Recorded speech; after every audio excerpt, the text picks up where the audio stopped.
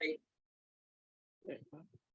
Hello, comrades. Today we are going to be continuing reading The Wretched of the Earth. We stopped at page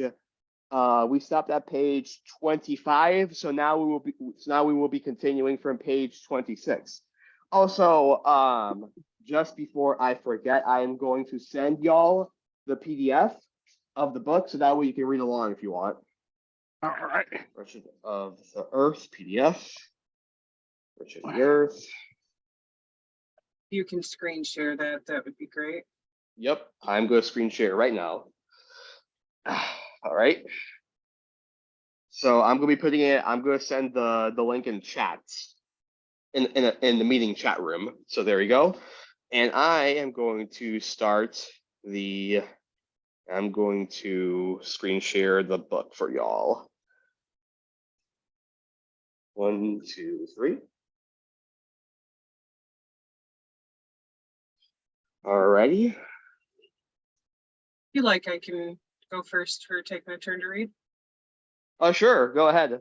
I just need to find the page because God, there's the preface, the forwards. God, there's so much. Okay, there we go. So we were on page 15, I think. We stopped at. Oh wait, no. We stopped at page 26. Yeah. Page 26. Right. Yep. It starts with, in fact, the reformist leaders say the same thing. There you go. There we are. Okay. All right. In fact, the reformist leaders say the same thing. What do you expect to fight the colonists with? With your knives? With your shotguns? Yes, instruments are important in the field of violence, since in the end, everything is based on the allocation of these instruments of force. But in this respect, it so happens that the liberation of colonial territories sheds new light on the matter. For example, during the Peninsular War, which was an authentic colonial war, Napoleon was forced to retreat despite having mustered the massive figure of 400,000 men during the 1810 spring offensive. Yet the French army's instruments of war, the bravery of its soldiers, and the military genius of its leaders made the whole of Europe tremble.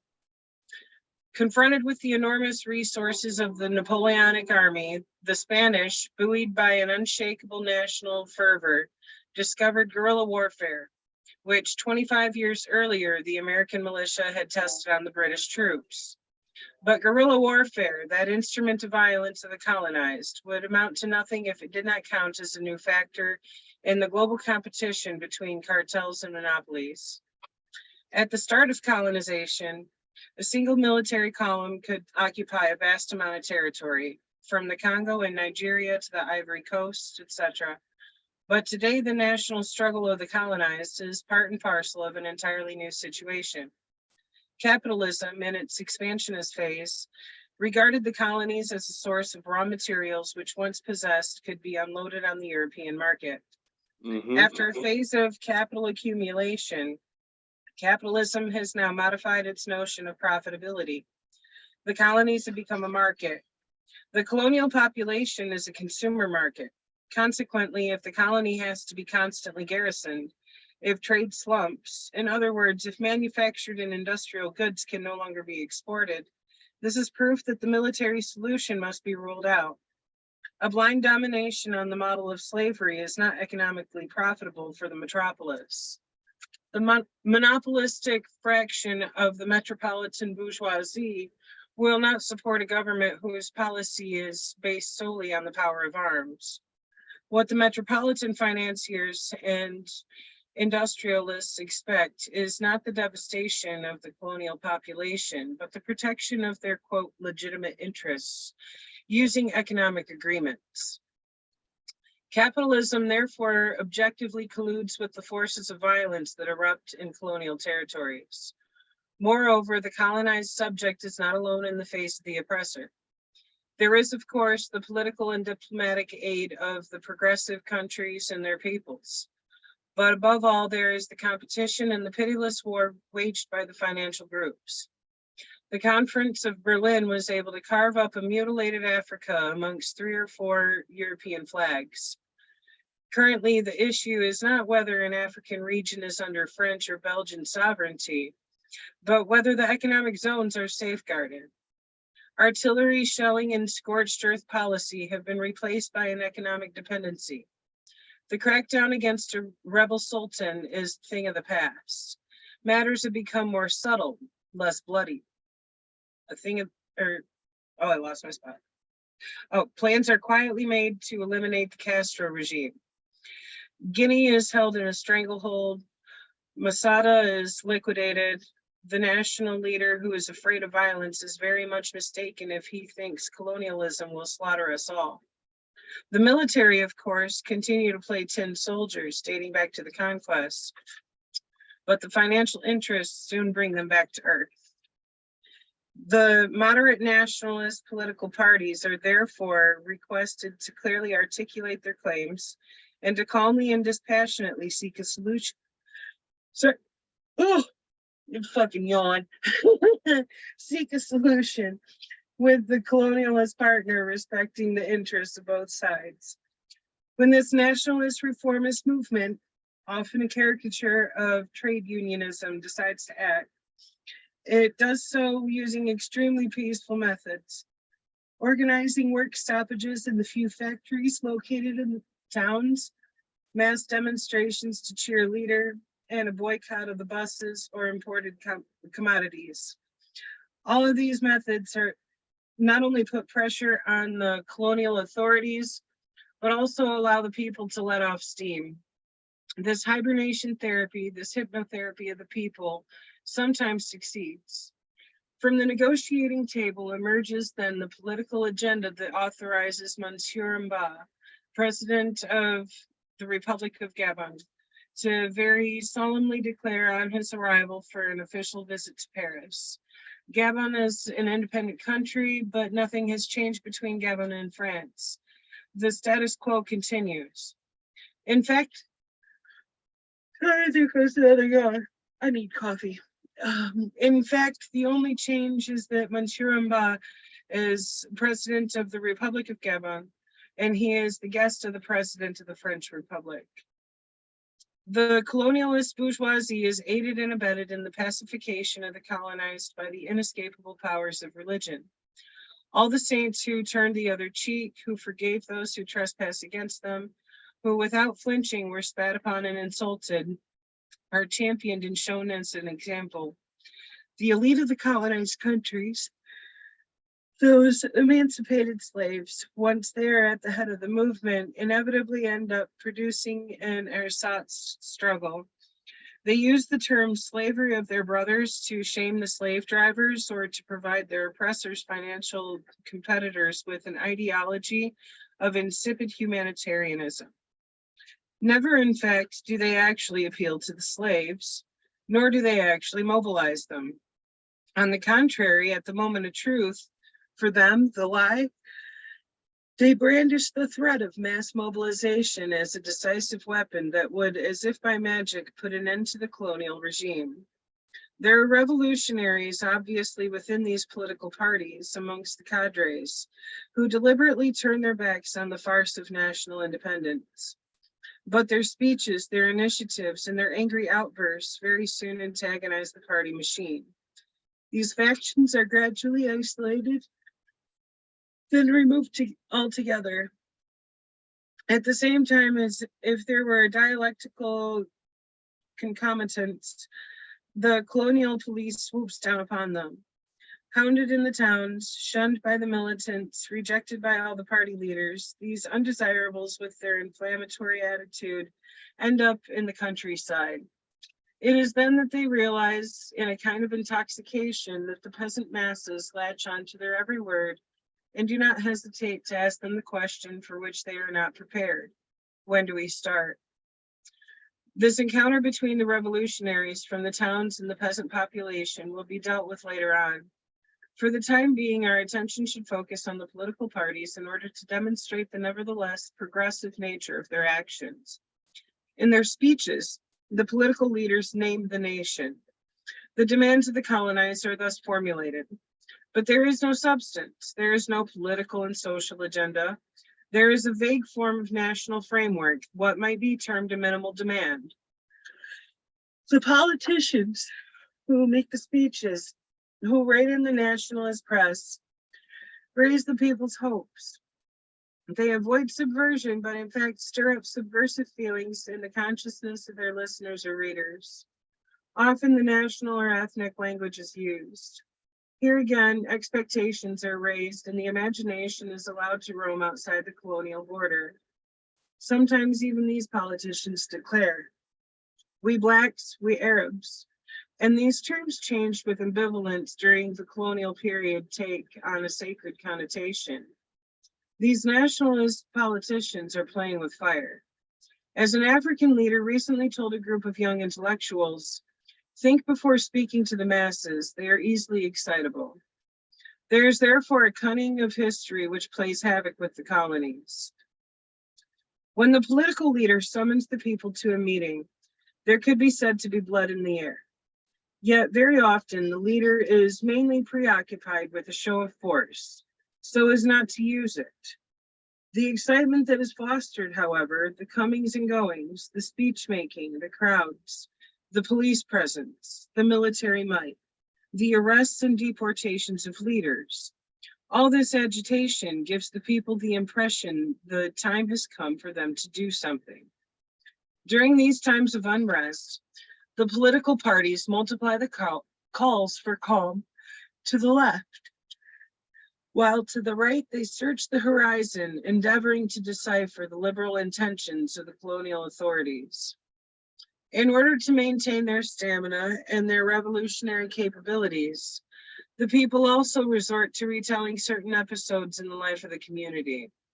The outlaw, for example, who holds the countryside for days against the police, hot on his trail, or who succumbs after killing 4 or 5 police officers in single-handed combat, or who commits suicide rather than give up his accomplices, all constitute for the people role models, action schemas, and heroes. And there is no point, obviously, in laying that such a hero is a thief, a thug, or a degenerate. If the act for which this man is prosecuted by the colonial authorities is an act exclusively directed against a colonial individual or colonial asset, then the demarcation line is clear and manifest. The process of identification is automatic. In this maturation process, we should also underscore the historical role of national resistance to the colonial conquest. The major figures in the history of the colonized are always those who led the national resistance against a foreign invasion. Bahanzin, Sundiata, Samori, and Abdelkader are revived with particular fervor during the period preceding the actual struggle. This is proof that the people are preparing to march again, to break the lull introduced by colonialism, and to make history. The emergence of the new nation and the demolition of the colonial system are the result of either a violent struggle by the newly independent people or outside violence by other colonized peoples, which has an inhibiting effect on the colonial regime. Colonized peoples are not alone. Despite the efforts of colonialism, their frontiers remain permeable to news and rumors. They discover that violence is atmospheric. It breaks out sporadically, and here and there sweeps away the colonial regime. The success of this violence plays not only an informative role, but also an operative one. The great victory of the Vietnamese people at Dien Bien Phu is no longer, strictly speaking, a Vietnamese victory. From July 1954 onward, the colonial peoples have been asking themselves, what must we do to achieve a Dien Bien Phu? How should we go about it? A Dien Bien Phu was now within reach of every colonialized subject. The problem was mustering forces, organizing them, and setting a date for action. Sister? What? Oh, Yeah. I just wanted to say that if you're feeling especially tired and you need coffee, I could take up reading. Just want to say that. Okay, I'll finish up this paragraph and then you can take over. Gotcha. because yeah, I definitely do need to grab coffee if you can't tell from the like 7 or 8 yawns that have burst forth from me in the last few pages here. This pervading atmosphere of violence affects not just the colonized, but also the colonizers, who realized, there we go again, who realized the number of latent Dien Bien Phu's. The colonial governments are therefore gripped in a genuine wholesale panic. Their plan is to make the first move, to turn the liberation movement to the right and disarm the people. Quick, let's decolonize. Let's decolonize the Congo before it turns into another Algeria. Let's vote a blueprint for Africa. Let's create the communauté for Africa. Let's modernize it, but for God's sake, let's decolonize. Let's decolonize. They decolonize at such a pace that they force independence on Houphouët-Boigny, in answer to the strategy of Dien Bien Phu defined by the colonized. The colonizer replies with the strategy of containment, respecting the sovereignty of nations. All right, your turn, Gabby. Gotcha. Thank you, Sister Zen. You did beautifully. Thank All you. right. But let us return to this atmospheric violence, this violence rippling under the skin. We have seen as it develops how a number of driving mechanisms pick it up and convey it to an outlet. In spite of the metamorphosis imposed on by the colonial regime in tribal or regional conflicts, violence continues to progress. The colonized subject identifies his enemy, puts a name to all of his misfortunes, and casts all his exacerbated hatred and rage in this new direction. But how do we get from the atmosphere of violence to the setting violence in motion? What blows the lid? First of all, there is the fact that such a development has a certain impact on the colonist's state of bliss. The colonist who knows the colonial subject realizes from several pointers that something is in the process of changing. The good, quote-unquote, natives become scarce. Silence follows when the oppressor approaches. Sometimes looks hardened and attitudes and remarks are downright hostile. The nationalist parties become restless, call for more meetings, and at the same time, security is increased and troop reinforcements are dispatched. The colonists, especially those who isolated on their farms, are the first to become alarmed. They demand drastic measures. The authorities do in fact take dramatic measures. They arrest 1 or 2 leaders, organize military parades, maneuvers, and flyovers. These demonstrations of military power, these saber-rattling exercises, the smell of gunpowder which now fills the atmosphere to not intimidate the people. These bayonets and heavy gunfire strengthen their aggressiveness. A dramatic atmosphere sets in where everyone wants to prove he is ready for anything. It is under these circumstances that the gun goes off on its own, where nerves are on edge. Fear has set in, and everyone is trigger happy. A trivial incident and a mechanic gunning begins. You have a Sétif in Algeria, a central Kemis, Waris in Morocco, and Moramanga in Madagascar. I've probably butchered those names. Far from breaking the monument, repression intensifies the progress made by the national consciousness. From the moment national consciousness reaches an embryonic stage of development, it is reinforced by the bloodbath on the colonies, which signifies that between oppressors and oppressed, force is the only solution. We should point out here that it is not the political parties who call for the armed insurance or organize it. All these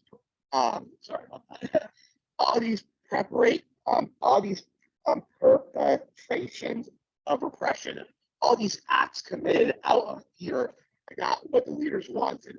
these events catch them off guard, it is then that the colonial authorities may decide to arrest the nationalist leaders. But nowadays, the government of colonist countries know perfectly well that it is highly dangerous to deprive the masses of their leaders. For it is then that the people hurl themselves headlong into Jacques mutinies and bestial murders, quote unquote. The masses give free rein of their bloodthirsty instincts, quote unquote, and demand the liberation of their leaders, whose difficult job it will be to restore law and order. Colonized who spontaneously invested their violence in a colossal task of destroying the colonial system soon find themselves chanting the passive, stir-out slogan, free X or Y. The colonial authorities then free these men and start negotiating. The time for dancing in the streets has arrived. In other cases, the political party apparatus may remain intact. The interplay of colonial repression and the spontaneous reaction by the people, the parties find themselves outmaneuvered by the militants. The violence of the masses is pitted against the occupiers' military forces. The situation deteriorates and festers. The leaders still at liberty are left on the sidelines, suddenly rendered helpless with their bureaucracy and their reason-based agenda. They can be seen attempting the supreme posture of a rearguard action by, quote unquote, speaking in the name of the muzzled nation. As general rule, the colonial authorities jump at this piece of good fortune, transform these useless characters into spokesmen, and next to no time, grant them independence, leaving it up to them to restore law and order. Everybody, therefore, has violence on their minds, and the question is not so much responding to violence with more violence, but rather how to defuse the crisis. What, in fact, constitutes this violence? As we have seen, the colonized masses intuitively believe that their liberation must be achieved and can only be achieved by force. What aberration of the mind drives these famished, enfeebled men lacking technology and organizational resources to think that only violence can liberate them faced with the occupiers' military and economic might? How can they hope to triumph? Since what is scandalous is that violence can be used as a party slogan and the people urged to rise up in an armed struggle. This issue of violence needs to be given careful consideration.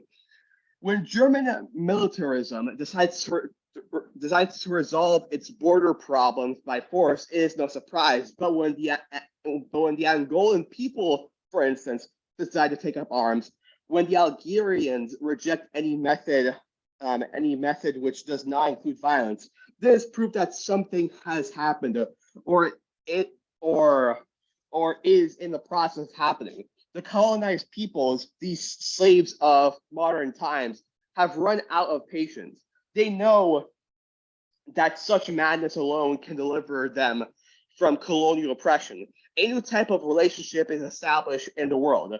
The peoples of the third world are in the process of shattering their chains.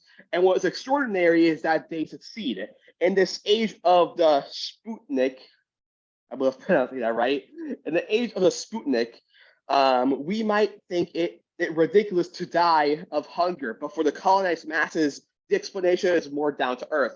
The truth is that no colonist country today is capable of mounting the only form of oppression which would have a chance of succeeding, i.e., a prolonged and large-scale military occupation.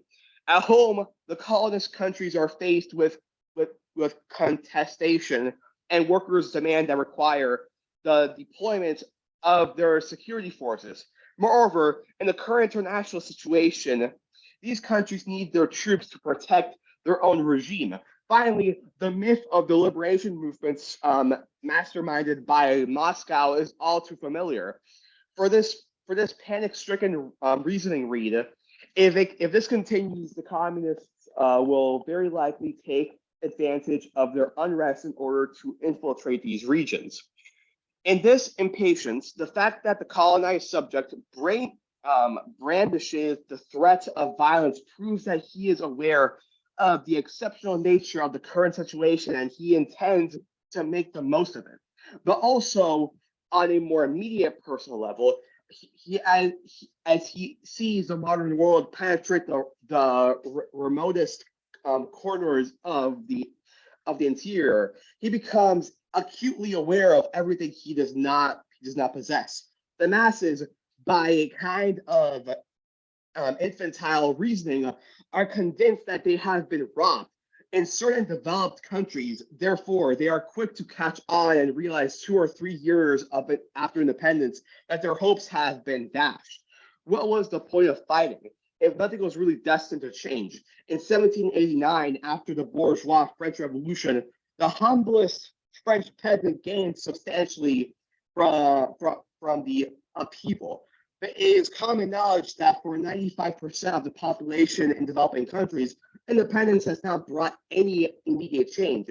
Any observer with a keen eye is aware of a kind of latent disconnect, which like glowing embers, constantly threatens to flare up again. So they say the colonized want to move too fast. So let us never forget that it wasn't such a long time ago the colonized were accused of being too late, too slow, lazy, and fatalistic. Obviously, the violence channeled into the liberation struggle does not vanish as if by magic after hoisting the national colors. It has even less reason to disappear since nation building continues to operate within the framework of critical competition between capitalism and socialism. The competition gives a quasi-universal dimension to the most local of disputes. Every meeting, every act of oppression reverberates around the international arena. The Sharpeville massacre shook public opinion for months. In the press, over the airwaves, and in private conversations, Sharpeville has become a symbol. It is through Sharpeville that men and women addressed the problem of apartheid in South Africa, and there's no reason to believe that demagoguery alone explains the sudden interest by the major powers in the petty affairs of the underdeveloped regions. Every peasant revolt, every insurrection in the third world fits into the framework of the Cold War. 2 men are beaten up in Salisbury, and an entire bloc goes into action, focuses on these 2 men, and uses this beating to raise the issue of Rhodesia, linking it to the rest of Africa and every colonized subject. But the full-scale campaign underway leads the other bloc to gouge the flies in its sphere of influence. The colonized peoples realize that neither faction is interested in disengaging itself from regional conflicts. They no longer limit their horizons to one particular region, since they are swept along in an atmosphere of universal convulsion. When every 3 months we learn that the 6th or 7th U.S. fleet is heading toward some coast or other, when Khrushchev threatens to come to Castro's aid with the help of missiles, when Kennedy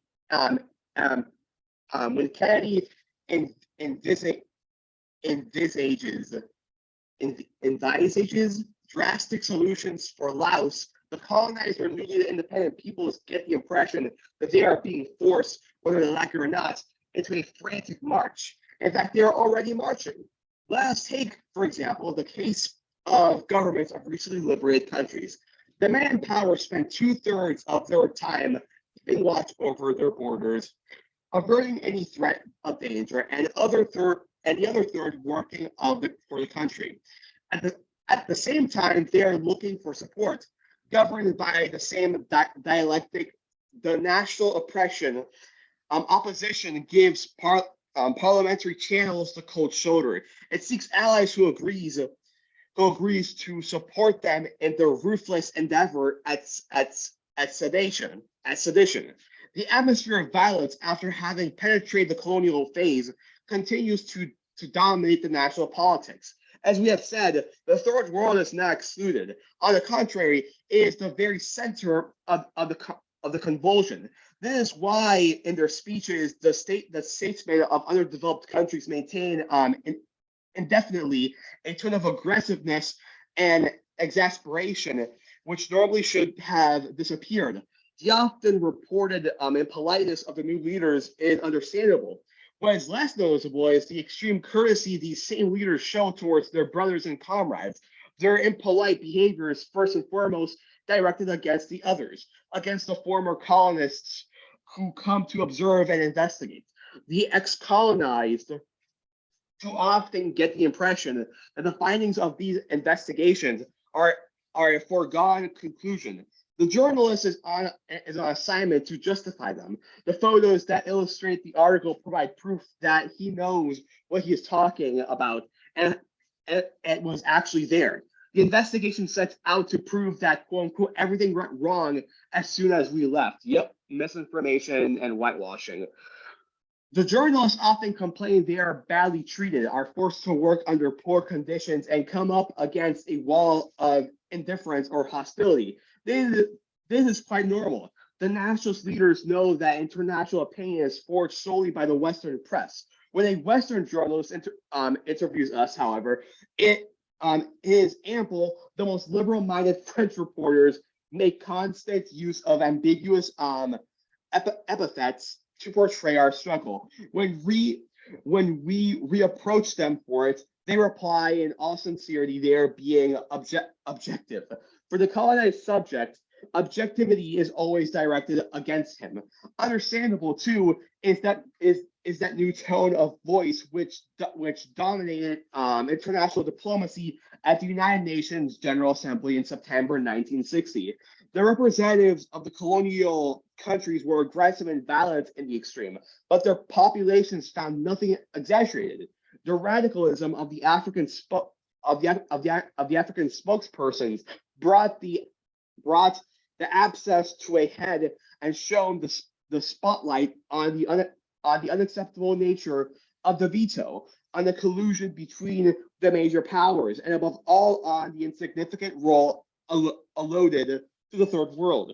Diplomacy is as initiated by the newly independent peoples is no longer a matter of nuances, innuendos, and hypnotic passion.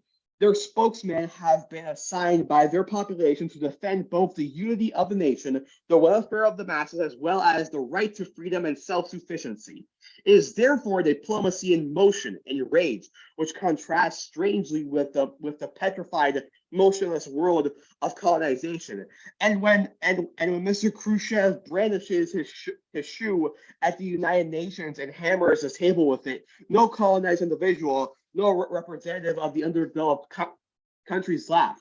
For what Mr. Khrushchev is showing the colonized countries who are watching is that he, the missile-wielding mujik, is treating these wretched capitalists the way they deserve.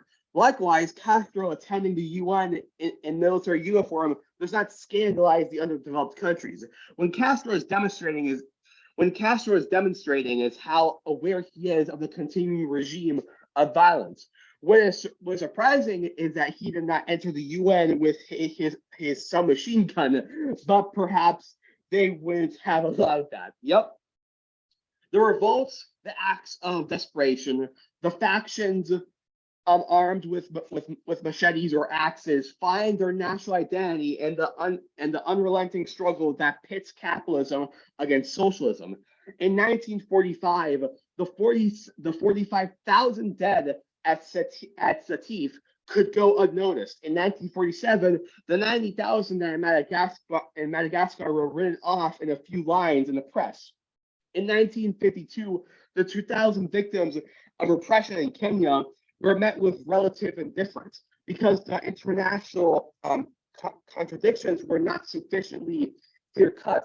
The Korean War and war in Indochina had already established a new phase, but it was above all Budapest and Sousse, which constituted the deciding moments of their confrontation.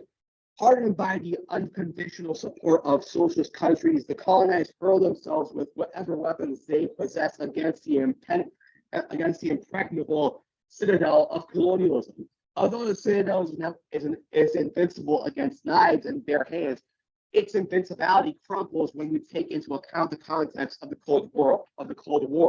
In this new context, the Americans had their role as the barons of international capitalism very seriously. At first, they advised the European countries to decolonize the gentleman's terms. In a second phase, they have no hesitation first proclaiming their respect, then their support for the principle Africa for Africans.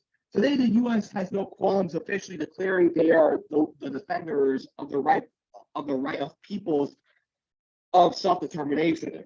The latest voyage by Mr. Menon Williams illustrates all too well the American consciousness that the Third World must not be sacrificed. Understandably, violence is a desperate act only if it is compared to abstracto, to the military machine of the oppressors. On the other hand, violence in the context of international relations, we realize, represents a formidable threat to the oppressor. Persistent Jacqueries and Mau agitation disrupt the economic life of a colony and pose no threat to the metropolis.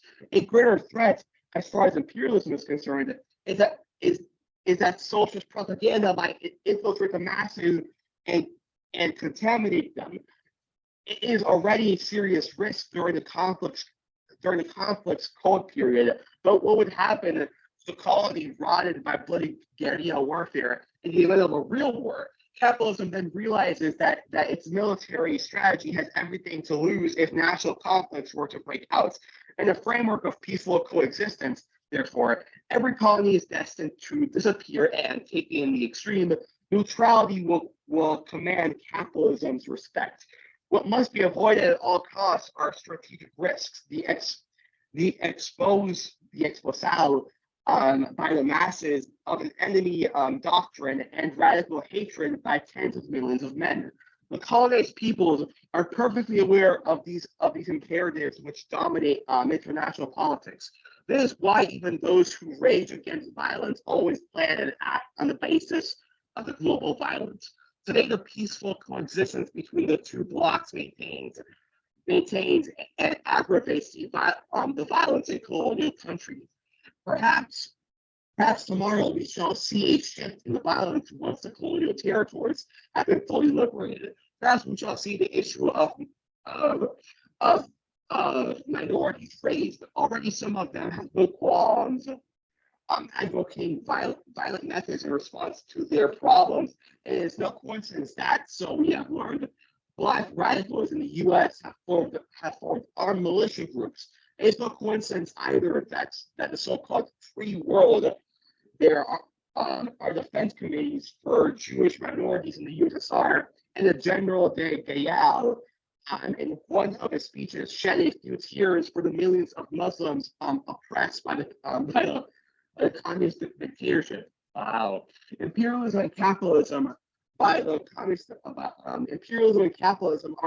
are convinced that the fight against racism and national liberation movements are purely and simply controlled and masterminded from the outside. Yes, when the people want liberation and emancipation, it's planned by the outside force. You know, they always pin oh, it's communism in order to demonize and dehumanize these liberation movements. So they decided to deploy practical tactics such as the creation of Radio Free Europe and the committees for the defense of oppressed minorities. They practiced anti-colonialism in the same way the French colonels in Algeria engaged in counterterrorism with SAS, Sections Administrative Specials, or psychological warfare. They used the people against the people. Yep. Whitewashing, reactionary bourgeois thoughts. We know where they got them. This threatening atmosphere of violence and missiles in no way frightens or disorients the colonized. We have seen that their entire recent history has prepared them to understand the situation. Between colonial violence and the insidious violence in which the modern world is steeped, there is a kind of complacent correlation, a homogeneity. The colonized have adapted to this atmosphere, for once they are in tune with their time. People are sometimes surprised that instead of buying a dress for their wife, the colonized buy a transistor radio. They shouldn't be. The colonized are convinced their fate is in the balance. They live in a doomsday atmosphere and nothing must elude them. This is why they fully understand how Fauma and Faumi, Lumumba and Skumbe, Aihijio and Maumi, Kenyatta, and those introduced from time to time to replace him. They fully understand all these men because they are able to unmask the forces behind them. The colonized, underdeveloped man is today a political creature in the most global sense of the term. Independence has certainly brought the colonized people's moral reparation and recognize their dignity, but they have not yet had time to elaborate society or build and ascertain values.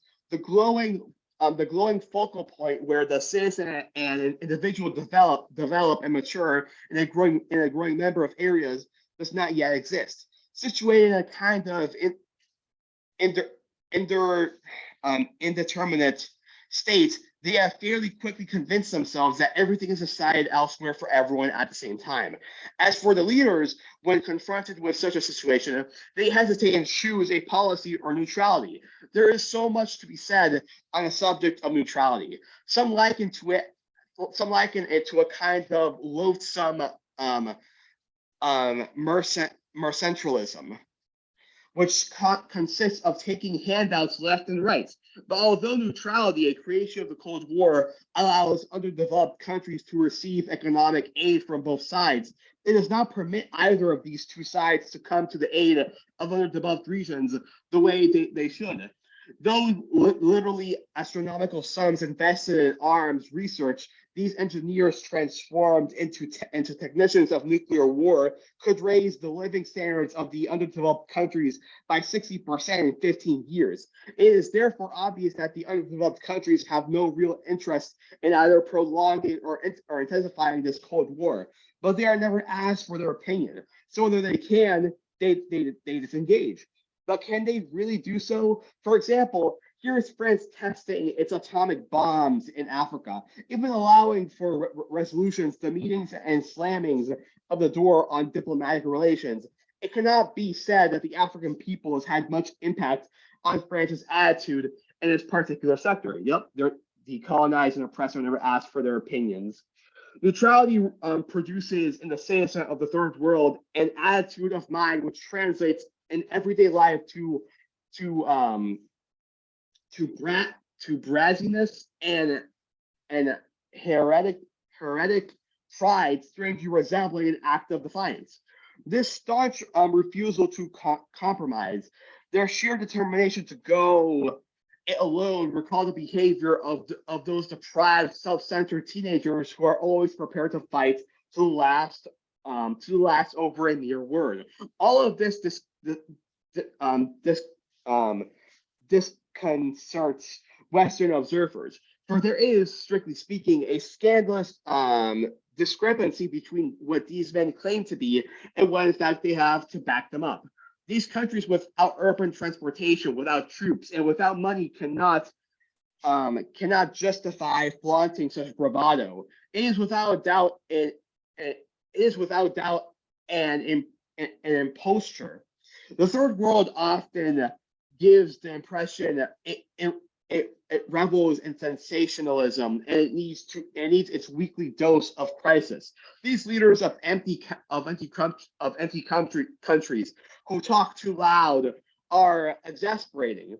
You'd like to shut them up, but instead they are wounded. They are wooed. They are given bouquets of flowers, invitations to be frank. Everyone wants a piece of them. And that is what we call neutrality. For a population 98% illiterate, there is, however, an enormous amount of literature written about them. They are constantly on the move. The leaders and students of the underdeveloped countries are a gold mine of their airlines. Asian and African officers can attend a seminar on a socialist planning in Moscow 1 week and another on free trade in London or at Columbia University the next. As for African labor union members, they are making enormous progress. No sooner are they appointed to positions of leadership than they decide to group themselves into autonomous units. They do not have the 50 years experience of labor unions in an industrialized country. They already know that non-political unionism is an absurdity. They have not had to deal with this bourgeois bulldozer. They have not developed a consciousness from the class struggle, but perhaps it is not required. Perhaps. We shall see that this totalizing determination, which often becomes a caricature, I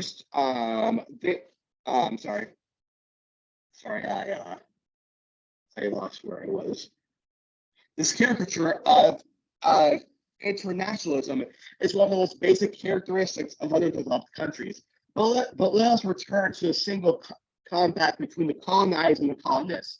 It is clearly and plainly an armed struggle.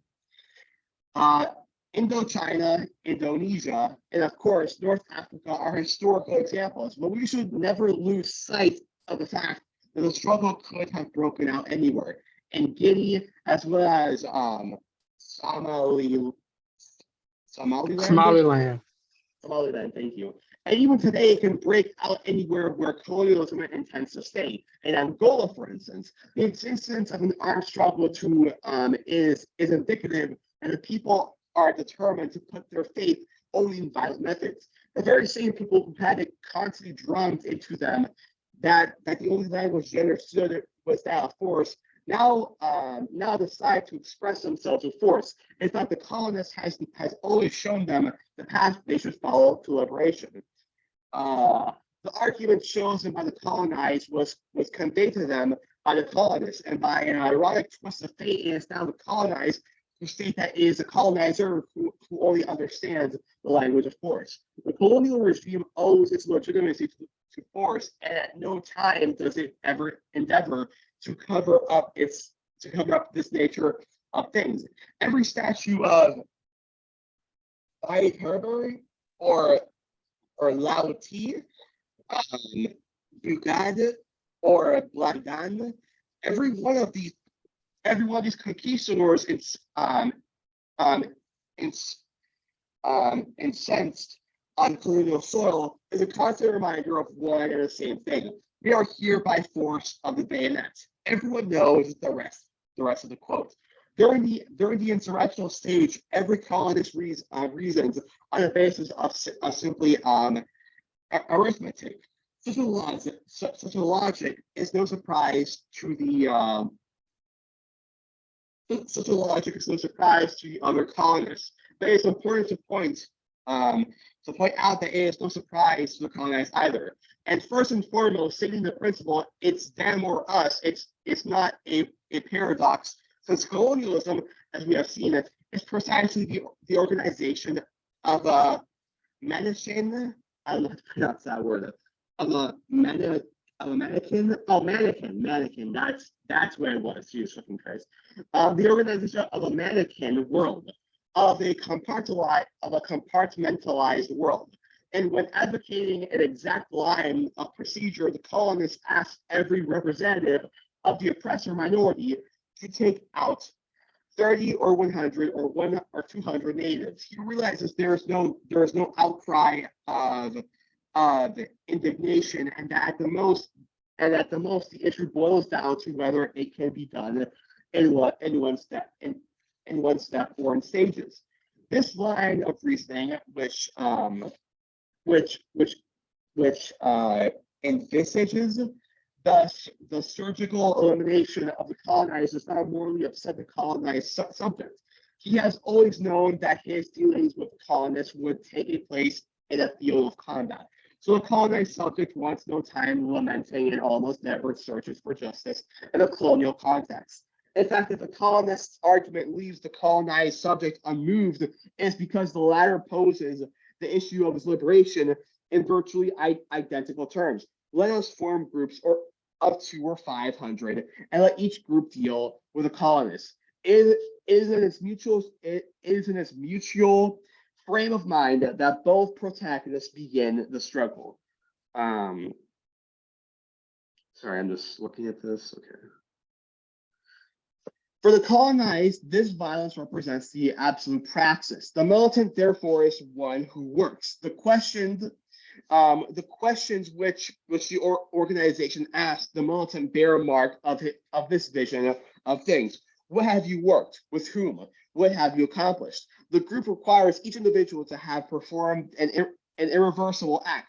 In Algeria, for example, where almost all the men who called on the people to join the national struggle were sentenced to death or wanted by the French police, trust was proportional to the desperate nature of each case. A new militant could be trusted only when he could no longer return to the colonial system. Such a mechanism apparently existed in Kenya with the Mau Mau, who required every member of the group to strike the victim. Everyone was therefore partially responsible for the death of the victim. Sorry. To work means to work towards the death of the colonists. Claiming responsibility for the violence also allows those members of the group who have stayed or have been outlawed to come back, to retake their place and be reinterrogated. Violence can thus be understood to be the perfect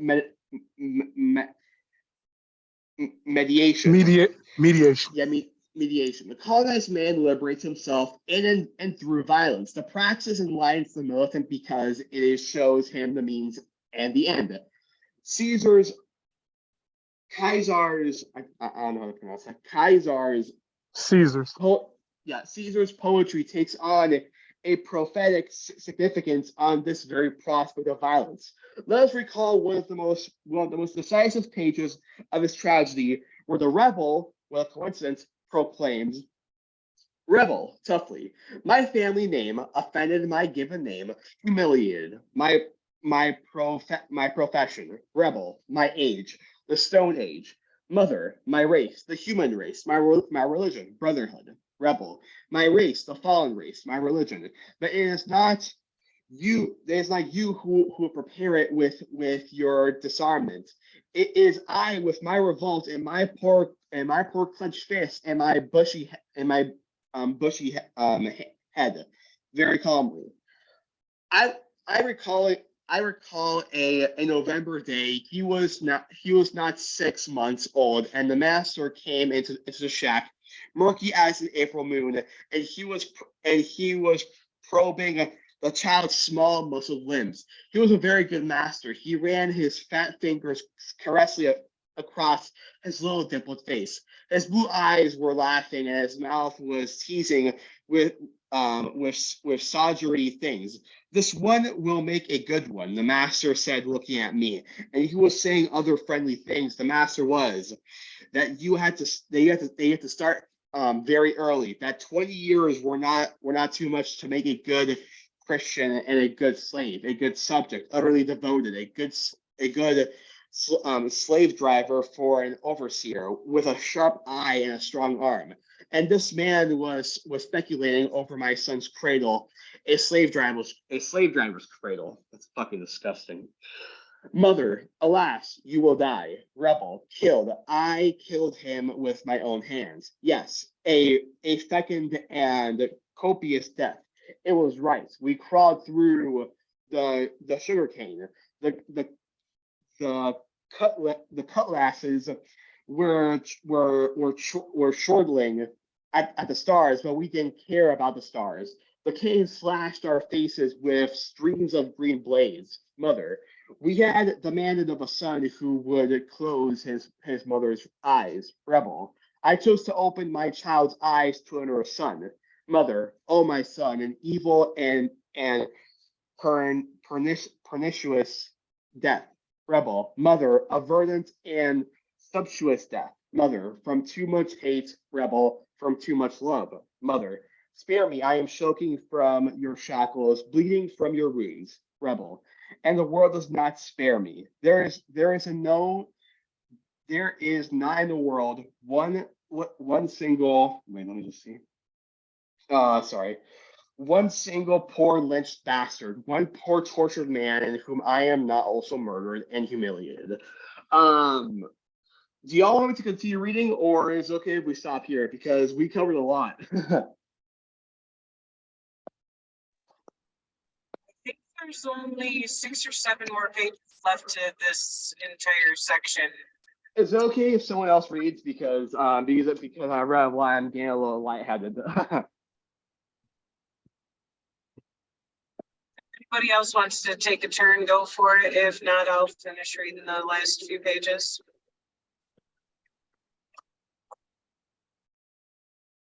We are here, God in heaven, if anyone wants to start. Okay. God in I can do heaven, it. deliver him. Ooh, Oh, you want to read, Meriden? Yeah, it's cool. Go for it. Okay, where are we at? Oh, yeah, I see it. God in heaven. God in heaven, deliver him. Mother says, God in heaven, deliver him. Rebel, my heart, you will not deliver me of my memories. It was a November night, and suddenly clamors lit up the silence. We had leapt, we the slaves, we the manure, we beasts and patient hooves. We were running like lunatics. Fiery shots broke out.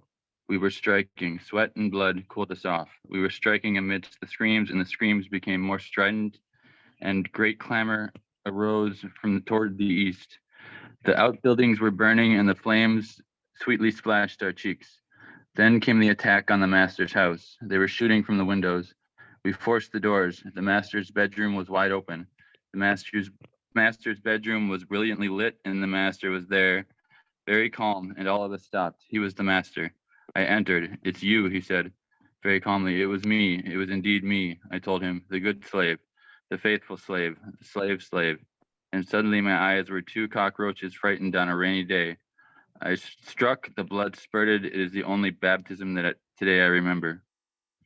It is understandable how in such an atmosphere, everyday life becomes impossible.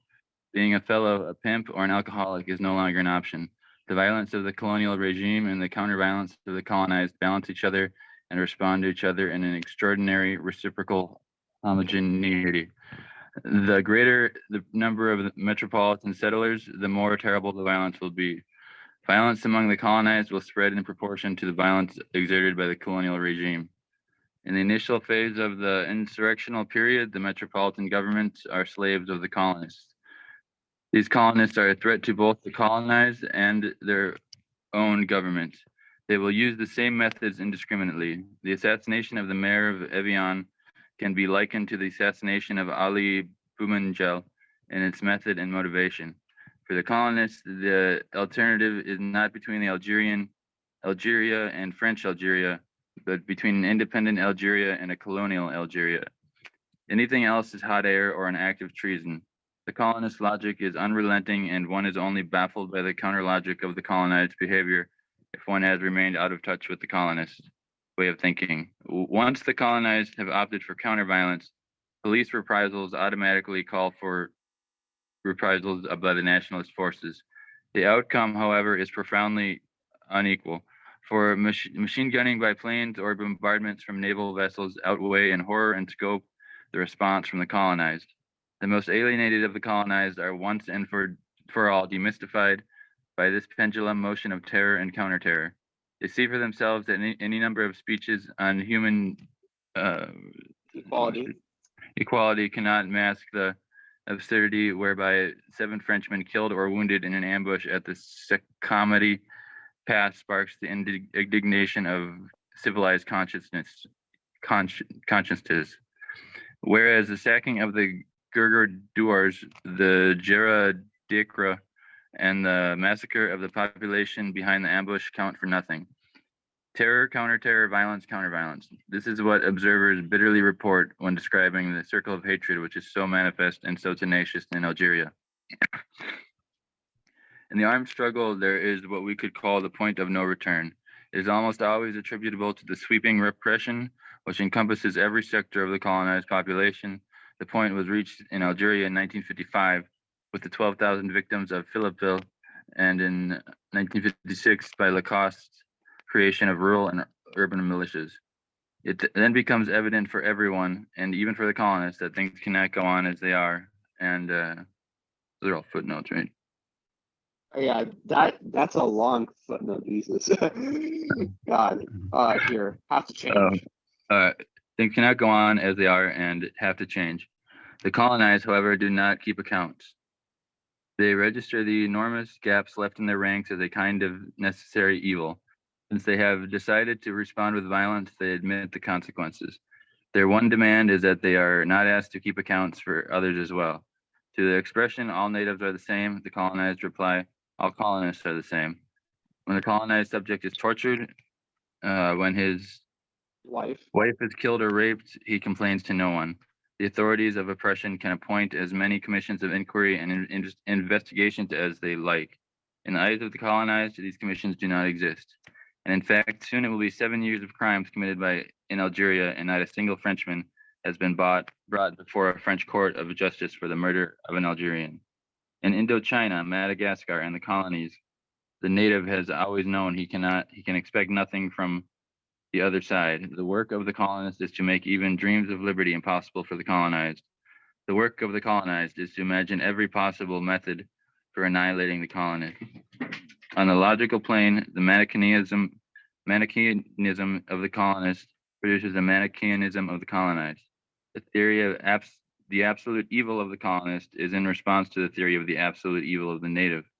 The arrival of the colonist signifies critically the death of indigenous society, cultural lethargy, and petrification of the individual. For the colonized, life can only materialize from the rotting cadaver of the colonist. Such then is the term-for-term correspondence between the two arguments. But it so happens for the colonized, this violence is invested with positive, formative features because it constitutes their only work. This violent praxis is totalizing, since each individual represents a violent link in the great chain, in the almighty body of violence, rearing up in reaction to the primary violence of the colonizer. Factions recognize each other, and the future nation is already indivisible. The armed struggle mobilizes the people, i.e., it pitches them in a single direction from which there is no turning back. When it is achieved during a war of liberation, the mobilization of the masses introduces the notion of common cause, national destiny, and collective history into every consciousness. Consequently, the second phase, i.e. nation building, is facilitated by the existence of this mortar needed with blood and rage. This then gives us a better understanding of the originality of the vocabulary used in underdeveloped countries. During the colonial period, the people were called upon to fight against oppression. Following national liberation, they are urged to fight against poverty, illiteracy, and underdevelopment. The struggle, they say, goes on. The people realize that life is an unending struggle. The violence of the colonized, we have said, unifies the people, but by its very structure, colonialism is separatist and regionalist. Colonialism is not merely content to note the existence of tribes, it reinforces and differentiates them. The colonial system nurtures the chieftainships and revives the old marabout confraternities. Violence in its practice is totalizing and national. As a result, it harbors in its depths the elimination of regionalism and tribalism. The nationalist parties, therefore, show no pity at all towards the Cades and the traditional chiefs. The elimination of the Cades and the chiefs is a prerequisite to the unification of the people.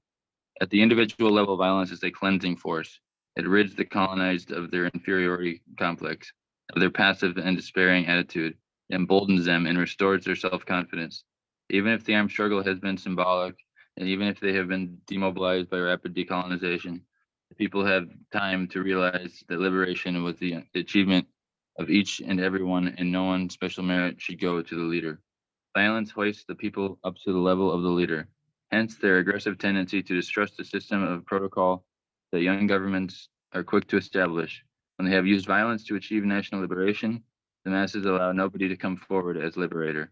They prove themselves to be jealous of their own achievements and take care not to place their future, their destiny, and the fate of their homeland into the hands of a living God.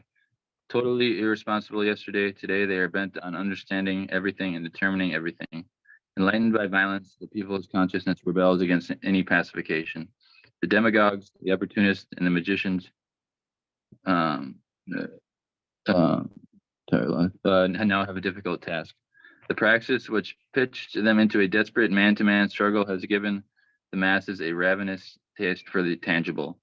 Any attempt at mystification in the long term becomes virtually impossible. I think that's it. Is that it, Sister Sutton, or do we continue? I just saw that the section 1 on violence ends on page 62, not 52. So I apologize. That was my brain fart there. I can jump in and read a section if you're all tired. That would be awesome. Thank you, Dr. Rob. Thank you. Okay, Thank you, Comrade Rob. here we go. On violence in the international context. Is that where we left off? Yep. Okay. We have many times indicated in the preceding pages that in underdeveloped countries, the political leader is constantly calling on the people to fight against colonialism, to fight against poverty and underdevelopment, to fight against debilitating traditions. The vocabulary he uses is that of a chief of staff, mobilization of the masses, the agricultural front, the illiteracy front, defeats suffered, victories won. During its early years, the young independent nation evolves in the atmosphere of a battleground. This is because the political leader of an underdeveloped country is terror-stricken at the prospect of the long road that lies ahead. He appeals to the people and tells them their sleeves and get gripped in a kind of creative frenzy. The nation plunges into action in proportionate measure. The agenda is not only to pull through, but to catch up with the other nations as best one can. There's a widespread belief that the European nations have reached the present stage of development as a result of their labors. Let us prove, therefore, to the world and ourselves that we are capable of the same achievements. Opposing the problem of development of underdeveloped countries in this way seems to us to be neither right nor reasonable. The European nations achieved their national unity at a time when the national bourgeois had concentrated most of the wealth in their own hands. Shopkeepers and merchants, clerks and bankers monopolized finance, commerce, and science within the national framework. The bourgeois represented the most dynamic and prosperous class. Its rise to power enabled it to launch into operations of a crucial nature, such as industrialization, development of communication, and eventually the quest for overseas outlets. In Europe, here, barring a few exceptions, England, for instance, hold on, the text got wonky. Okay, sorry, let me see. In Europe, barring a few exceptions, England, for instance, had taken a slight lead. States achieving national unity were in roughly the same economic situation. Because of the nature of their development progress, no nation really the others. Today, national independence and nation building in the underdeveloped regions take on an entirely new aspect.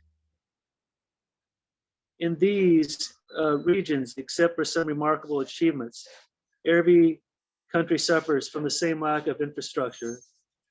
The masses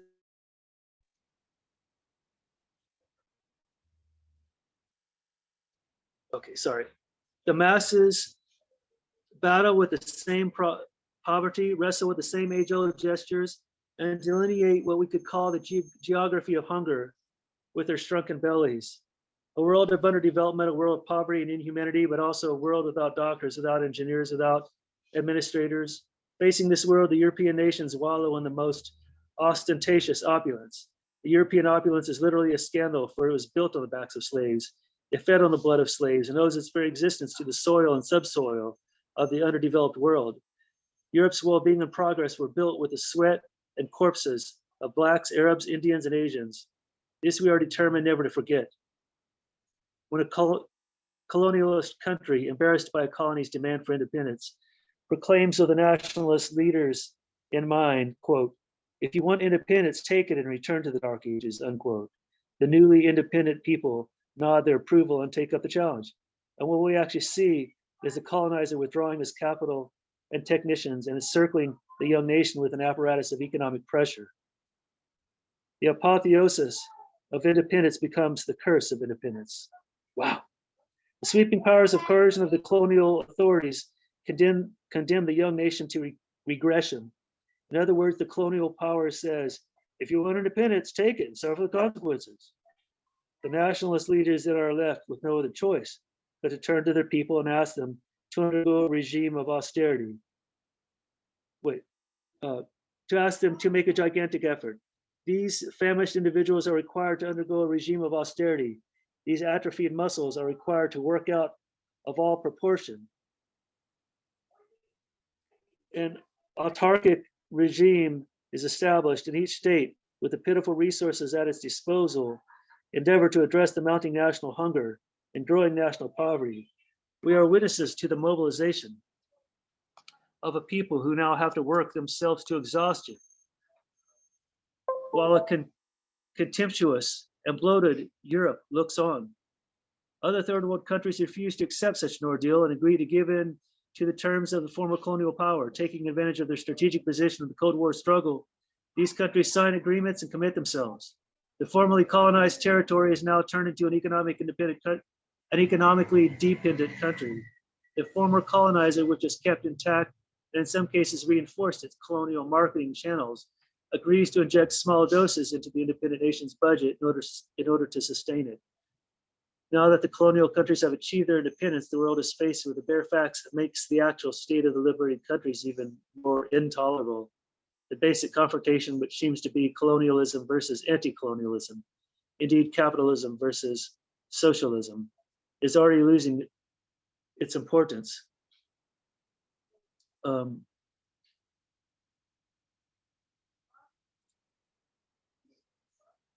see, some things were popping up on my screen.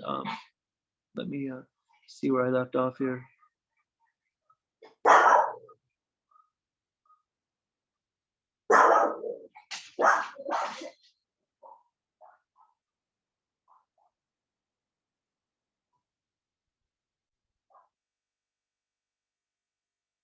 We know, let's see. It was commonly thought that I'm just going to start at this paragraph here because my page got all shifted. It was commonly thought that the time had come for the world, and particularly for the third world, to choose between the capitalist system and the socialist system.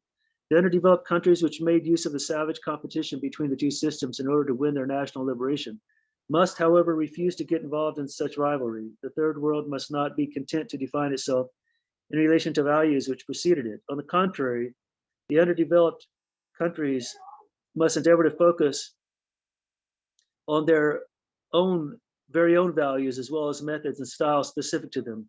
The basic issue with which we are faced is not the unequivocal choice between socialism and capitalism, such as they have been defined by men from different continents at different periods of time. We know, of course, that the capitalist way of life is incapable of allowing us to achieve our national and universal project. Capitalist exploitation, the cartels and monopolies, are the enemies of the underdeveloped countries. On the other hand, the choice of a socialist regime, a regime entirely devoted to the people, based on the principle that man is the most precious asset, will allow us to progress faster and greater harmony, consequently ruling out the possibility of a caricature of society where a privileged few hold the reins of political and economic power without a thought for the nation as a whole. But in order for this regime to function feasibly and for us to constantly abide by the principles which have been our inspiration, we need something other than human investment. Certain underdeveloped countries expend a huge amount of energy along these lines. Men and women, young and old, enthusiastically commit themselves to what amounts to forced labor and proclaim themselves slaves of the nation. The spirit of self-sacrifice and devotion to the common interest fosters a reassuring national morale, which restores man's confidence in the destiny of the world and disarms the most reticent of observers. We believe, however, that such an effort cannot be sustained for long at such an infernal pace. These young nations accepted to take up the challenge after the unconditional withdrawal of the colonizer. The country finds itself under new management, but in actual fact, everything has to be started over from scratch. Everything has to be rethought.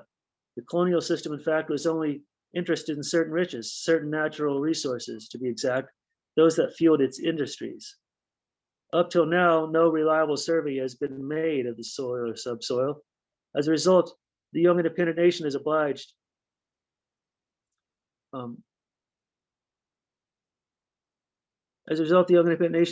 to keep the economic channels established by the colonial regime.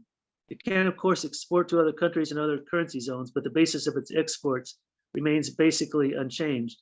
The colonial regime has hammered its channels into place, and the risk of not maintaining them would be catastrophic. Perhaps everything needs to be started over again.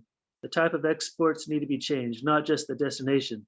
The soil needs researching as well as the subsoil, the rivers, and why not the sun? In order to do this, however, something other than human investment is needed. It requires capital, technicians, and engineers, mechanics, etc. Let us confess, we believe that the huge effort demanded of the people of the underdeveloped nations by their leaders will not produce the results expected. If working conditions are not modified, it will take centuries to humanize this world, which the imperialist forces have reduced to the animal level. It's interesting. I'm going to read this footnote.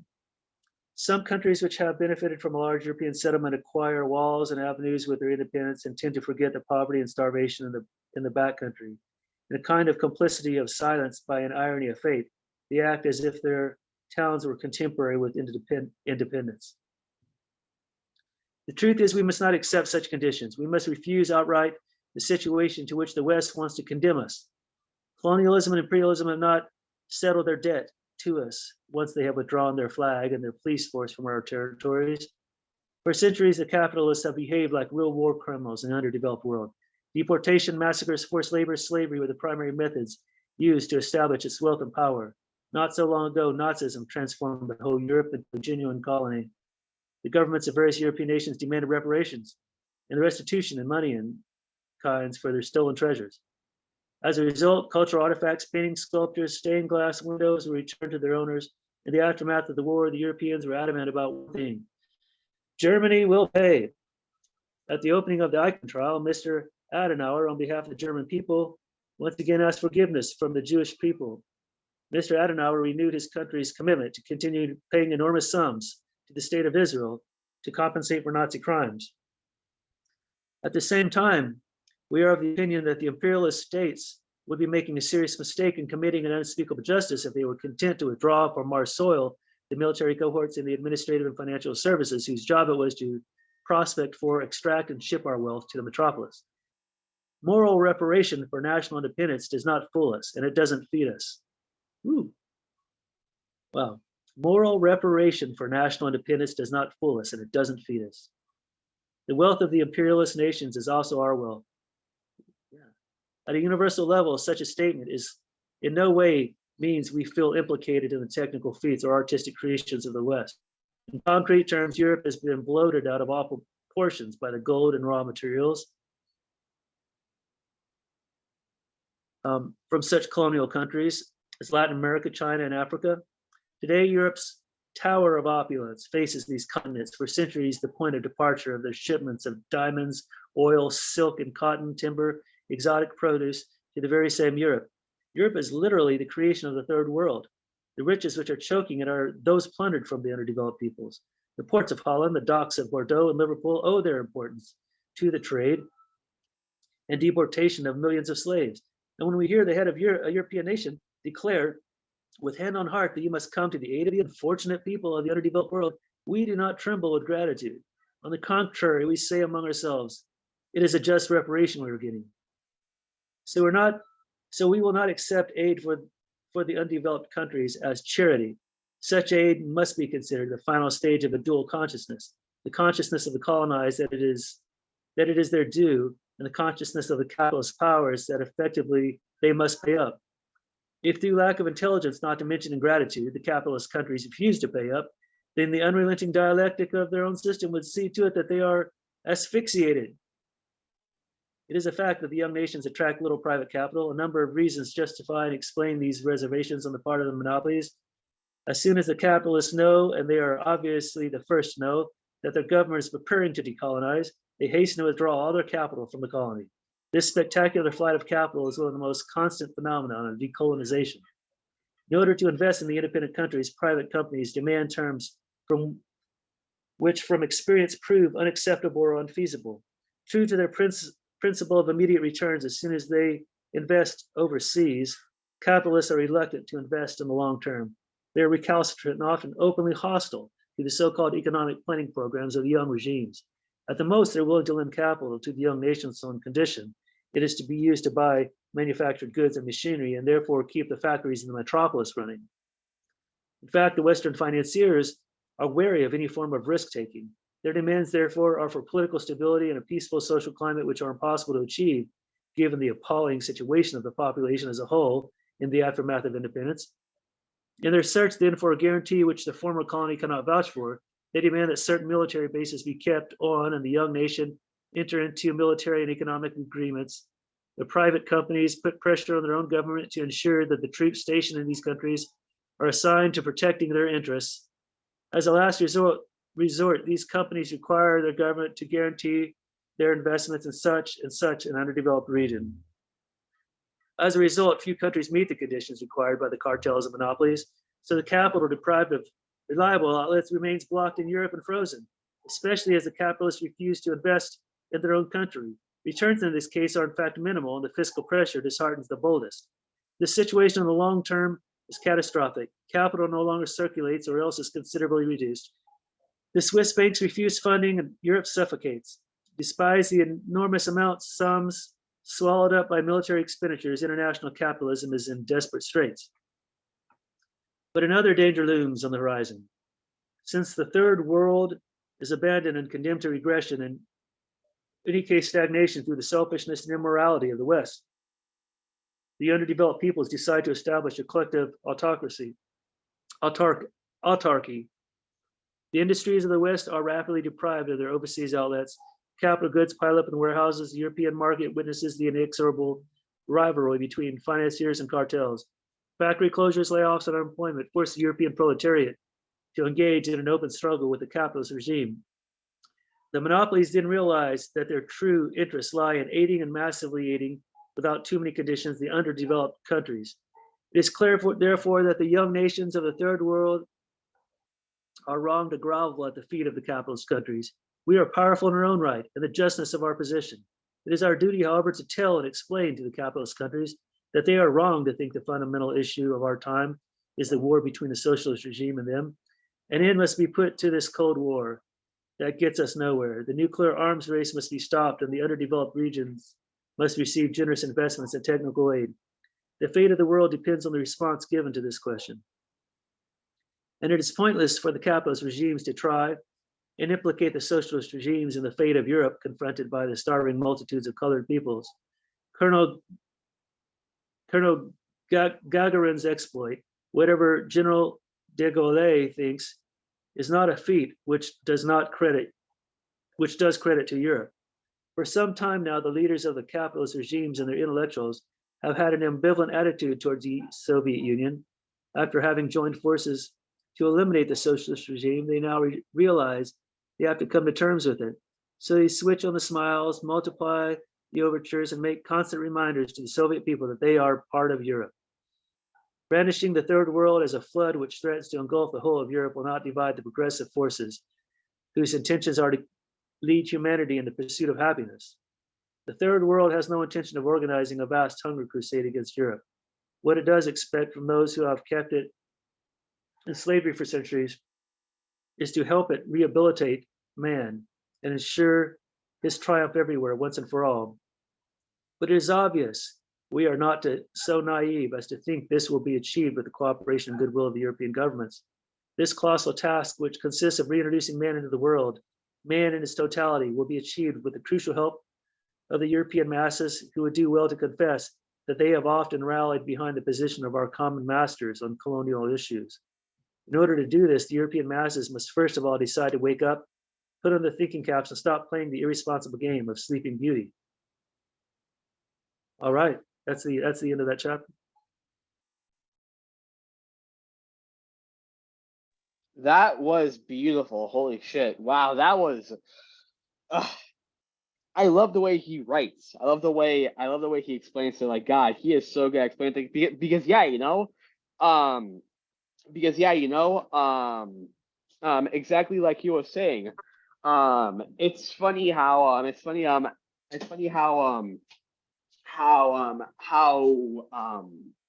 how they portray, how they say, give whatever you can to the global South, to quote unquote help them out. It's just new colonialism, It's just it's just to make them colonies again, but instead of through brute force, it's through aid, it's through blackmail, it's through food aid and so on and so forth. It's the same shit. It's the same shit that happened, in South America because a lot of people don't know, but there are still countries in South America that are still colonies of Spain, Portugal, and France. The only difference now is that they're neo-colonies, and so on and so forth. Like, it's just really interesting. But I really want to hear what you have to say, Comrade Rob. This chapter was kind of depressing, I'll be honest. Yeah. I mean, and all one can do is sit in that. It's like once the imperialist country is booted, it's like a whole new battle kind of begins, and that's based in part on rediscovering identity and self-definition as a collective, and the kind of necessity of. It seems like he's also saying that there's a necessity, though, of aid coming from the developed countries, that they owe it to the countries they've been exploiting. So there's that as well. Yeah, that's very interesting. Unfortunately, that's not gonna happen. Europe is not going. Often comes to strings attached, though. Yeah. Yeah, exactly. It's not gonna happen. Europe is not going to help the global South, and when they do quote unquote help the global South, Any other thoughts on this particular chapter? It was kind of dark. Yeah, it was really dark. It was extremely dark. There was just so much. Honestly, I kind of wish that we kind of stopped because it's just so much information to take in. Because the global North is not going to help the global South out of the kindness of their hearts. Whenever they give aid, it's usually with strings attached. Perhaps in the beginning there's no perhaps in the beginning they don't have to owe anything, but then with any loan, you have to pay up, and the loan increases and increases and increases until the point where the people can no longer give back, and now they're economically crippled, and they're forced to give all of their surplus value to the global North, where it could have gone to their own society and their own people, and then guess what? And then guess what the global North does? They say, "Oh, we'll help you out," and then guess what they do? They take people from the colonized country and take them to their country, educate them, and create a comprador class. So it's like they end up controlling them both economically and socially through food aid, through blackmail, and through making them economically crippled through loans, through capital investment, and then they end up creating a comprador class to trick the masses that they're independent, because the last people that you would think would betray you would be your own. It made me think of I believe France has still not forgiven Haiti's debt for overthrowing the slave master. Haiti, if I remember correctly, Haiti is a neo-colony of France. I mean, they kicked the slave masters out, but France still holds the financial losses against Haiti, and I'm pretty sure France is still trying to fuck around in West Africa too, to this day. And on some, and to some degree at least, and it's all interconnected going back to the slave trade. And Yep. Besides Haiti, there's 14 countries still in Africa that are forced to pay a colonial tax to France to this fucking day to, I don't know, fucking kiss their ass for, you know, Yep. having occupied their land for so fucking long. This is really fucked. This is how France has agreed to, you know, quote unquote decolonize, and I'm putting that in really loose quotes because it's not just really new colonialism. decolonizing when you're still holding an economic stronghold over countries and making them pay you for you having colonized them when you should be paying them fucking reparations for having raped and pillaged all of their resources for hundreds of years and mass murdered their people and enslaved their people. Like, France is really fucked up in this aspect. Yeah, True. all the European countries are fucked in that aspect as well. everyone except Yeah. Ireland. Well, yeah, even Ireland a little bit now, but it's really relevant to the like what's happening in France today, because like going way back to the French Revolution, it was there was a big debate on, you know, when the revolution was succeeding, whether to free the colonies or not, and I'm pretty sure they chose not to. And that's where the Black Jacobins came about after that. So it's all it's all still ongoing.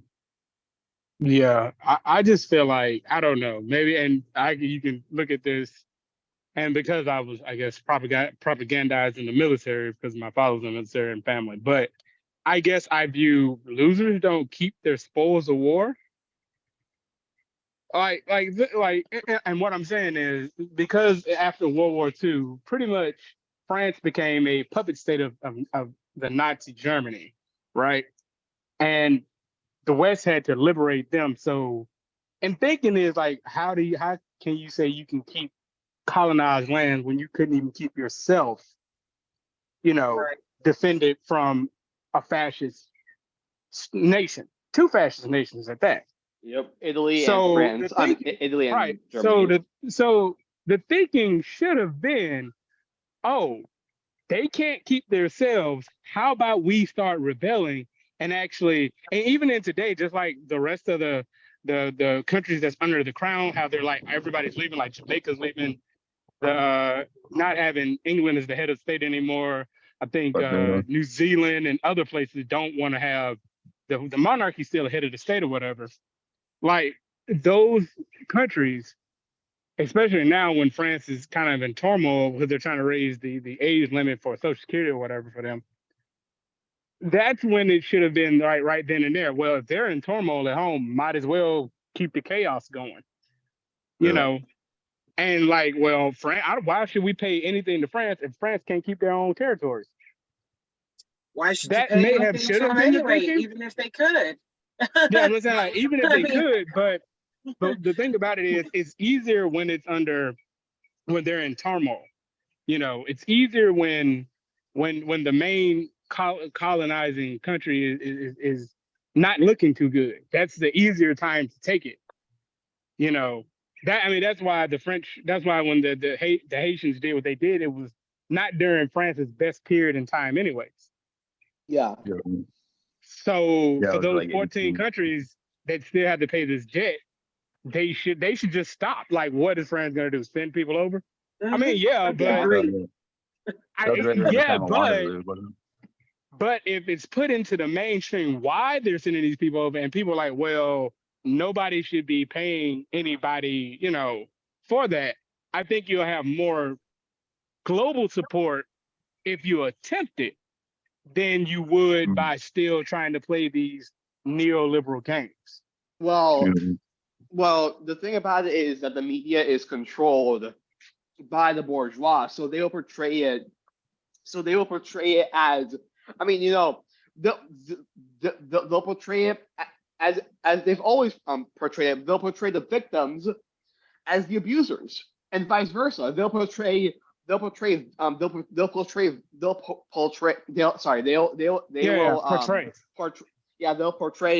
France as the victims, as these do-gooders that did no wrong, while Haiti is the one who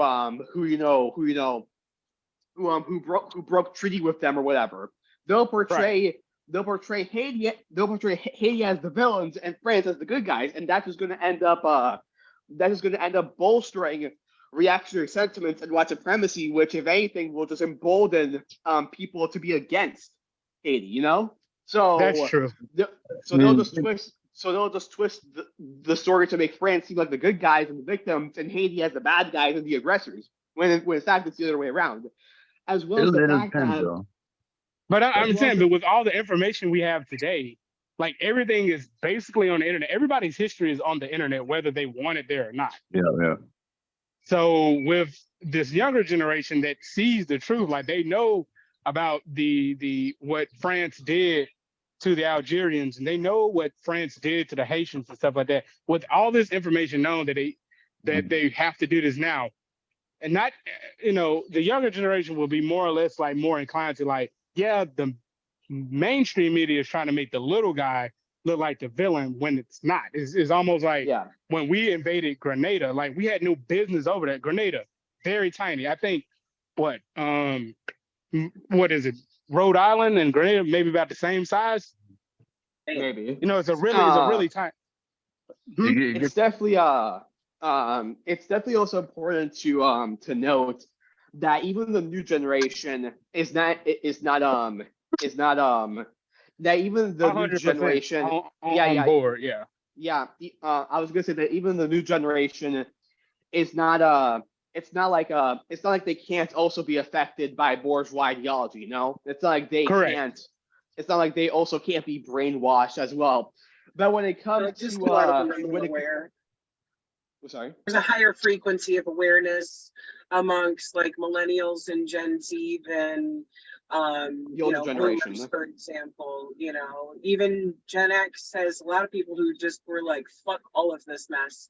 So we're seeing that of like the younger and younger the generations get, the higher that rate of awareness is, because there's a lot of Gen Z, their parents are Gen X who've been teaching them fuck this bullshit from the start.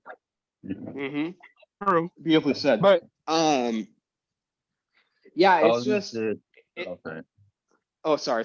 Say what you were gonna say, comrade. Sorry. I was gonna say, it gets a little bit complicated, like with the France and Haiti thing, when there there becomes competing national bourgeoisies and like a rising Haitian bourgeois class, and then you'll have French rivals with the French who will want to support them, but then it becomes a sort of neo-comprador class. So like here in America, like for example, some of the most corrupt, like quote unquote government officials are on reservations. Or in Black communities. Yeah. So it's Neocolonialism. Yeah, exactly. Neocolonialism is far more sinister than colonialism because on the surface level it looks like it's almost invisible. On the surface level it looks like it's not even there, and that's the point. They want it like that because in a neocolony the masses, due to both economic and social oppression, the masses think that they have independence and democracy, when in actuality they are economically and socially controlled by the imperialist state. Which makes it way harder for class consciousness and liberation movements to take roots within neocolonies, because it is specifically designed to look like it's almost invisible, like it's not there. So then the question becomes, how exactly do you engage in organization and class agitation within a neocolony when the masses within said neocolony don't think they're oppressed? That's the same thing. I was about to say that, and I can link that to the Black community, because we have the Black managerial class who don't feel like they're oppressed or anything like that. And they'll do anything to throw that off of you or whatever, or try to make you look like try to gaslight you in a sense. It's kind of like when Dr. Cornel West and Tavis Smiley and Lupe Fiasco was calling out Obama back in the day. The Black bourgeois and Black upper managerial class was trying to silence them. Mm-hmm. They couldn't get Cornel because they completely got rid of. They didn't get rid of Lupe, but they they did enough to do something to his career where he's not as mainstream as he used to be. And whether Tyvis Smiley did do the sexual assault or whatever, you know, they still, you know, found a way to dig that up and put that in the light to actually like keep him silent as well, because they themselves feel like they benefit from the systems themselves and want to just keep that wealth and power within themselves, you know, Yep. and keep sucking off the teat of the bourgeois. And it's really crazy because I'm trying to get the community and diapers to understand that Black capitalism is not the move. Yeah, It exactly. You know, becomes complicated. And like you asked the question, well, how do we then be able to change their minds? And I feel like it should be a reverse shock. cultural revolution. Yeah, Cultural a reverse, yeah. revolution, cultural revolution, mass line, grassroots movements. You know, that's the stuff that we do in order to radicalize and increase class consciousness within our communities. Of course, how we do liberation here in the global north, and especially in the belly of the beast, is going to be way different than how our revolution will be had in the global south with colonized countries, because there are both colonized nations within the global north and the global south. You know, there are colonized non-white nations within the global north as well as in the global south, but how we engage in revolution will be completely different because the materialistic conditions of America and France and all the countries within the global north are so different compared to the global south, you know? So Right. yeah. And that's something that I think he touches. That's something that I was muted, so y'all couldn't hear me. But I was saying how Frantz Fanon was talking about colonialism, you know, and how they'll portray their goodwill as, you know, completely innocent, and how they just want to help out, when in actuality they just want to make them economically oppressed again and dependent to the imperialist country. And that's the whole point. And that's something to also make apparent. There cannot be any trading within a country in the global north and a country in the global south in an imperialist hegemony world, because the country in the global south will always become dependent on the country in the global north, always, because they're economically crippled. They don't have the same strength and economy as they do. So what's going to happen? They're going to become dependent on them. They're going to eventually be in debt to them, and all that surplus value and all those resources that could have gone to the industries within the country in the global south that could have helped the masses, that could have benefited them, is now going to the industries that maximize profit the most, to go straight to the banks of the imperialist country, you know? Right. I'd like I mean, to that's point out just like, there's at least oh, go one ahead. country doing different, Yep. and that is China. This is one of the reasons why America has been so gung-ho fucking re-ramping up the hatred against China, because China is actually investing without any debt attached in West Asia, going through and like putting in with Africa. public transportation in Africa too. Yeah. Putting in public transportation, putting in bullet trains to basically update the Silk Road itself, to have this high efficiency trade network set up. And they're not asking any fucking money in return. They're actually doing it just because it needs to be done, and the fact that it's there in the first place will help them. And they're going, hey, while we're at it building this Silk Road, because this benefits us, can we also put in some new infrastructure through your countries as well that will help for like local transport and things like that, and no fucking debt attached. Right. So But I also believe setting the socialist example. Yeah. But with that, I also believe that does come with some military thinking behind it, because lately what's been going on with AFRICOM, they had the incident in Ethiopia and Djibouti, and I think Eritrea, around that area, they had some kind of incident. it was a couple, I think maybe about last year or something like that. Some missionaries got into some trouble, and then just out of nowhere, everybody started mobilizing to Africa. I mean, I know due to China's presence, but I think they use these like they said, they send in these the smiles and faces, which is the missionaries. And the missionaries get in trouble because they go in regions that they're not really supposed to be in. And then that ignites them to be able to send the military forces to quell those rebellions or whatever. The canary in the coal mine type thing. Yeah, and then especially with the Uganda thing, you know, for years it was Western, especially American, white evangelicals going over there preaching the good word, which was a lot of anti, you know, homophobia or whatever. Now we see that Uganda has passed some of the strictest laws in the world almost, you know. But then if something happens, oh, Also- look, some person gets hurt. Oh, we can go over there and mobilize our troops in Uganda, you know. Also, comrades, I Yeah. just want to say that not to interrupt the conversation, I just want to say that I don't want us to go over, 2 hours, because we're already 1 hour and 50 minutes in this, Oh, okay. So I don't want people who look at the recording to be overwhelmed with how much time it is, and then they're discouraged from watching it all. Just want to Gotcha. point that out. I've got some notes too on what you were saying there, Nick. Specifically those missionaries that went into Uganda and pushed for this shit of the death penalty for gay people. They come from a huge conglomerate of fundamentalists here in America. The IBLF, overhead of all of that is quote unquote the family. There is a documentary on them on Netflix called The Family.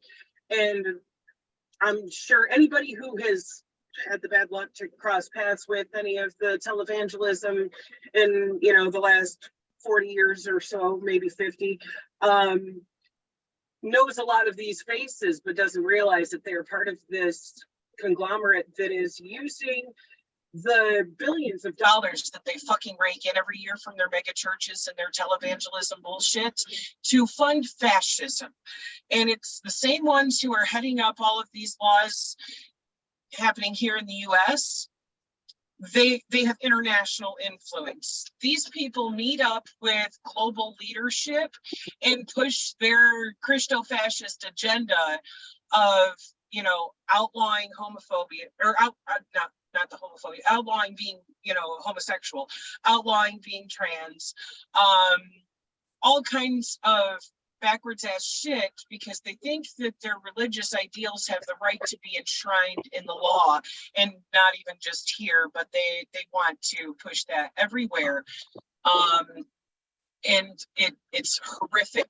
The amount of funding that these guys put into politicians' pockets in order to buy their sway and get bills like this passed here and abroad is astounding. Yeah, I've seen that documentary. I know exactly what you're talking about, because I think Jerry Falwell and them is brought up in that as well. If I remember right, yeah.